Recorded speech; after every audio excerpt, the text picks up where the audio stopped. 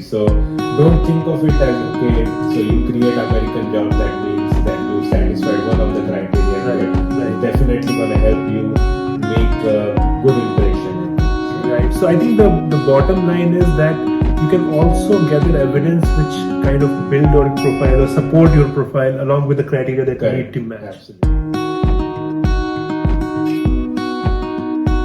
So Shantanu, can you please introduce yourself? Definitely. So my name is Shantanu Joshi. I'm an engineering sales manager for Koki.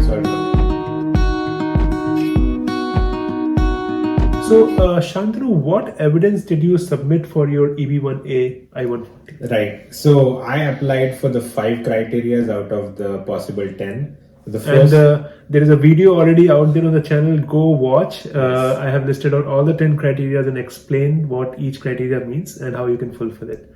But now we'll get back to Shiv. All right. So the first criteria I applied to was the membership in an association demanding outstanding achievement. So for that criteria, I showed that I am a IEEE senior member, which I got approved. Yeah, you explained. Yeah. Correct. So the second criteria that I applied to was you have been asked to judge work for others, so like a peer review. Okay. So I was being invited by an editor of a journal asking about a peer review. So I just reviewed one paper. So because I do full-time job, I didn't get a lot of time to review a lot of papers. So I just did one review of the paper. Right. Now, the third point that I applied to was original scientific or business related contributions. Basically, which show major significance to the field. So, as I have so many customers working in Midwest and in the other parts of US, I could able to get the letters from them, so they could write the letters. Basically, like letting USCIS know what kind of help that I have done to the company to gain them the competitive advantage. Wow. In some cases though, because we have a lot of non-disclosure agreements, there are some companies which won't be able to write the letters. In that case, I provided the non-disclosure agreements to USCIS, which were about 20 to 25. So, and I think this is something you guys should note if you are from a field very similar to Shantanu, or maybe a field where you are not in academic field but in a profit field. Correct. Non-disclosure is something you have to be very much aware of. Yes, right? Absolutely. Because not a lot of customers will be open to sharing what you have done to help them to gain a competitive advantage. Yes. So at that, basically you can always support that with a non-disclosure agreement. Right. And that is accepted by USCIS for... That I don't know. So. But you can submit it as a proof that, well, there were customers who we helped. Correct. But they don't want to disclose what help or how I helped them in the advancement. Correct. Okay. Absolutely. Awesome. So the next criteria which we applied to was the authorship of scholarly articles in a major trade publication. So as I explained to you, I wrote one book chapter for Wiley publication, and that was, I think, the highlight. Then I wrote 3 IEEE papers. I'm obviously the co-author. I was not the first author in any one of the 3 IEEE papers.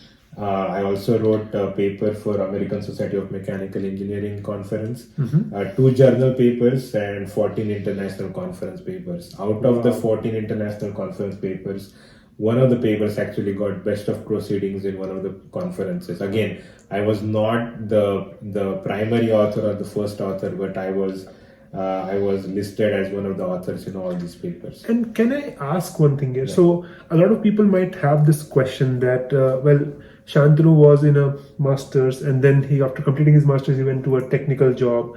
So how did you got the chance to write so many like journal papers and conference papers, right? So if you can explain a bit to the... So firstly, I think it's a blessing. I think I was surrounded by fantastic people. Right. But another thing that I also am working on my PhD part-time.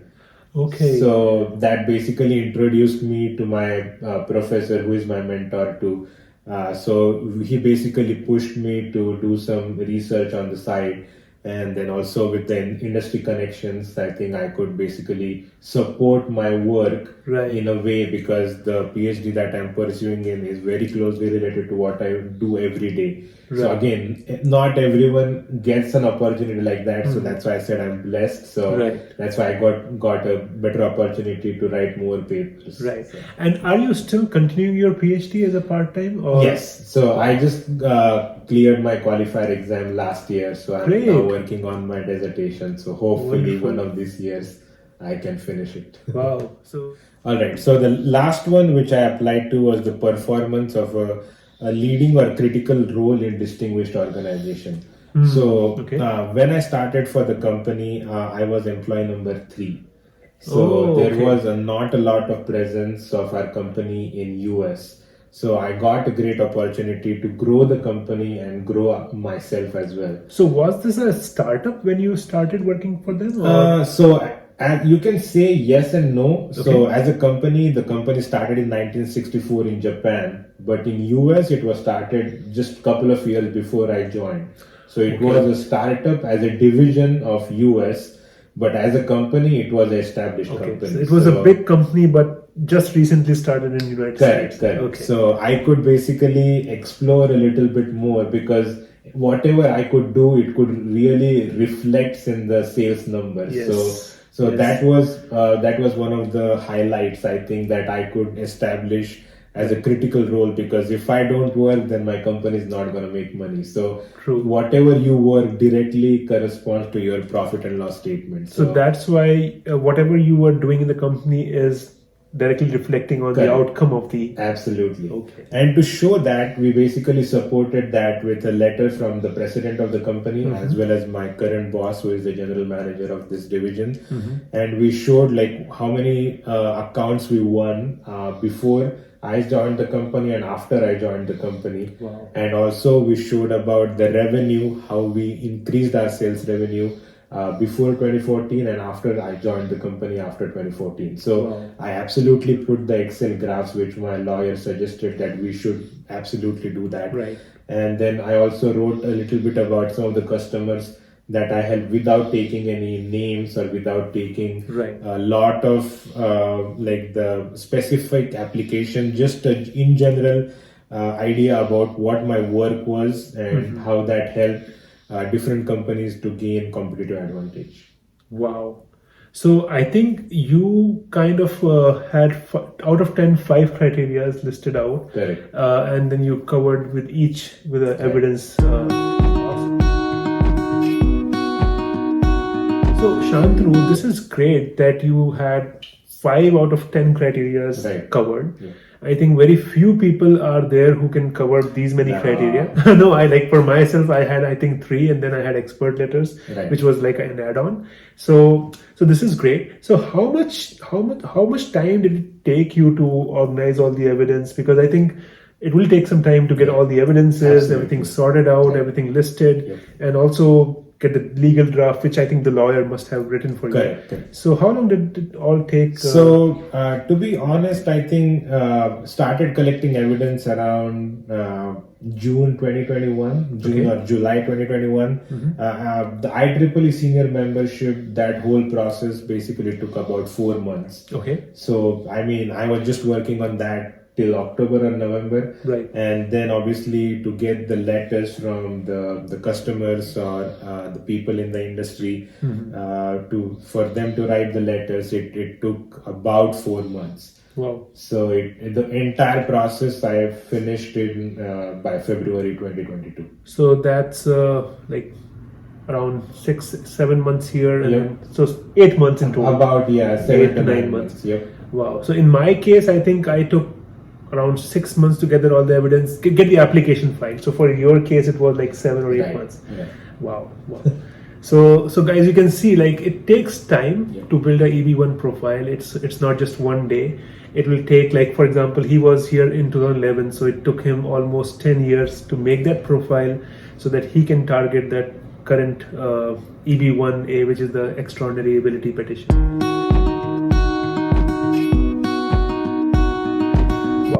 So any hiccups during the process, like anything that for example, when you're about to file your I-140, Right. anything that went wrong Uh, during the process, like any evidence that you thought that, oh, it's present, but you're not Right. able to correct it? Correct. So in many of the cases, when you basically ask someone to write a recommendation letter, Yeah. then he or she will have to get a permission from the organization that True. he or she is belonging to. Right. So sometimes that he or she might be willing to write a letter, but the organization won't be able to Right. provide you with the letter. So in that case, you might have to ask like at least 10-15 people so that Yes. you can get at least 2 or 3 of them. So in my case, I asked about like 20-25 people. Wow. And And, then can I ask Yeah. a small Sure, question sure. here? Yeah, go So, on. like in my previous video, I told the audience that one can ask the person for recommendation who has not, he or she has not worked with, Right. and he or she should not know them personally. Correct. So in your case, because you're handling a company and you're working with a company which is doing technical sales and stuff, so how did you reach out to the people? Like, how did you select those recommendations? Right. So that's a experts? great question. So basically, you need to look at your profile as a whole, and then you need to look which letters are gonna give you like a broader perspective. Okay. So let's say you select someone from industry A, where Right. he's going to talk about what you have helped them in gaining competitive advantage or anything for that matter that might have helped him or the customer directly or indirectly. Right. But then you should select another letter from absolutely different industry altogether. That way you can show that okay, you're not localized to one particular area of interest, but you have been doing in some 3 or 4 different parts. So I Right. took some letters from academic professors, Okay. and then I took some letters from the industry as well. So academic professors who cited your work or kind of used your research somewhere. Correct. Okay. So one of the things you brought up a great point. So Right. I think let's say your paper has been published and been cited by let's say 50 people. Then if you contact 50 people, maybe 3 or 4 are going to respond because Yes. the amount of responses I got was very few. And I mean Right. you have said the same thing I think Yes. in your previous videos Right. that you need to have contact to multiple people. Yes. Don't just basically like assume that everyone that you contact Yes. is going to provide you with the And I answers. think the reason behind that could be not just that they don't want to write, Correct. it could be that they're on vacation, it could Right. be they're working on something very important. So be persistent, and I think always reach out with soft emails, Yes. Yep. requesting humbly that you want to, because see, it's you that who needs that letter, right? Right. And they would have to invest that time to write the letter, Right. think about Yes. what you have done and Yeah. how that is impactful. Yeah. So I think be persistent and be Correct. soft when Right. you are. Yeah. So Shantanu, you got everything done. Like all the evidence was ready, all the draft was ready in 7 months. And so when did you file? And like, did you file a premium processing or was it like a regular processing? Right. So if you can. Sure. So basically, I filed in February 2022, just a standard processing. I did not do the premium processing. Okay. But I requested USCIS to do a premium processing in April. Okay, so this is something that you can do, right? You can file in regular processing and later add premium processing Correct. to your profile. Okay. Yep. Okay, that's great. That's great. Yeah. And any like problems like during the process, like was it educated without any problem or Right. was there any RFE? Yep. So I did get an RFE. Okay. So I mean, I thought that I had 5 criterias, but I got an RFE. Thankfully, the RFE was pretty straightforward. They accepted 2 out of the 5 criterias. The first criteria they accepted was the critical role, Right. and the second criteria that accepted was the authorship in Okay. The book professional- chapters yeah, and all the that you publication. already- Yep, okay. that they accepted. So they had questions like very straightforward about. They just wanted to make sure that I am the same person who Right. completed the journal peer review, and then they wanted to little bit more explanation about basically my contribution to the field. Okay. So they specifically wrote in that RFE that what they need. So in the RFE we provided with the NDAs, which is non-disclosure agreements, Right. which basically told USCIS that there were a lot of customers that we would like to get the letters that could tell exactly what I have been doing for the company. Right. But unfortunately, we could not because of the NDAs. So we supplied at least 30 to 35 NDAs in the application. And then also thanks to Praneet, I think I spoke with him after I got an RFE, and also obviously with competent lawyer that I had. And then he suggested to basically contact the publisher of the journal who I finished the peer review with. And I humbly requested them that is there any way they can provide me with a letter of acknowledgement, not anything out of the ordinary, but something very simple that specific you are the to same person who completed the review. And I got the letters from the publication and I attached that in the RFE. Wow. So I think in summary we can say RFE is not always bad. Correct. RFEs could be positive sign that USCIS is working on your case and they are actively looking at your case.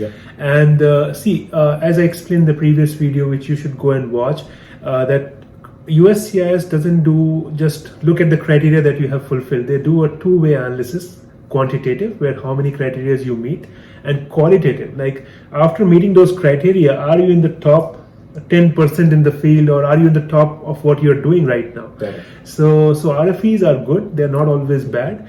As Shantanu mentioned, he took that time out. He looked at each of the questions that USCIS had and responded with his lawyer. So if you get an RFE, don't get stressed. Talk to your lawyer, look at each of the questions, and then try to answer them. So reading the RFE is very critical. So read each and every point, spend some time with your lawyer, ask and brainstorm about what they have asked, what you have provided, and then just ask the specific questions. So I think. So let me start with congratulating Shantanu because he got his EB-1A I-140 approved. That's the first part of the process. Now I think you're ready to file your I-485? Yes, working on it. Awesome. So I-485, as I have explained previously, it's adjustment of status. And I think it takes around 6 months from USCIS workload dependency. Once it's approved, you'll get your green card in hand.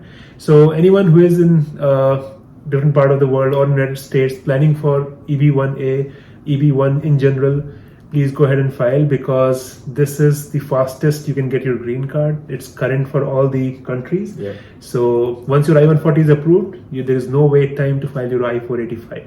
So all the best for that. All the best, guys. Yeah, and what's the feeling, Shantanu? Because a lot of people might be wondering, how do you feel once your I-140 is approved? And what is your plan after getting your GC? So actually, the feeling is like satisfied kind of thing because it's just half the process. So half the process is still to go. So adjustment of status is still remaining. So I think it's just that you take just step by step. So you take one step at a time. So absolutely. And I think just for your knowledge, I-485 is not something related to I-140. It's a second part of the process where USCIS will not go and recheck your credentials. That is already done. So you have already passed the first part. I-485 is more like seeing that you have a clean immigration history, you are paying your taxes on time, you have not done any crimes in the United States, and you are not planning to do any crimes here, hopefully. And so it's a very simple process, but USCIS takes its due diligence to process it. So any words of wisdom for people who are watching, who are in the same boat, and especially people who are not from research background, and are working in a different tech industry, how can they file EB? So I would say if you have a slightest of doubts that whether I am qualified to apply for EB-1A or not, I think it's a great time for you to basically get your profile evaluated by multiple lawyers. As I explained in the previous video that one of the lawyers basically mentioned about the profile not being competent. So just don't get discouraged. Please reach out to multiple lawyers, get their opinion, and always trust your instinct. So that is most important than anything. So I hope that today's video was helpful for you guys. And I'll put your email if you don't want. Don't mind. I'll put his email. Please reach out don't spam his email with all the questions. Please reach out with the valid questions. If you are in tech industry or marketing or sales and you are genuinely planning to file EB-1, reach out to him. And if you can help those guys with the questions, that would be really, really helpful. Absolutely. Happy to help. Yeah. And please like, share, and subscribe. You also, if you want to say absolutely. that. So please like, share, and subscribe to Praneet's channel. He's been doing such great videos for all of us. So good luck, guys. Thank you. Thank you so much for watching, and I'll see you in the next video very, very soon.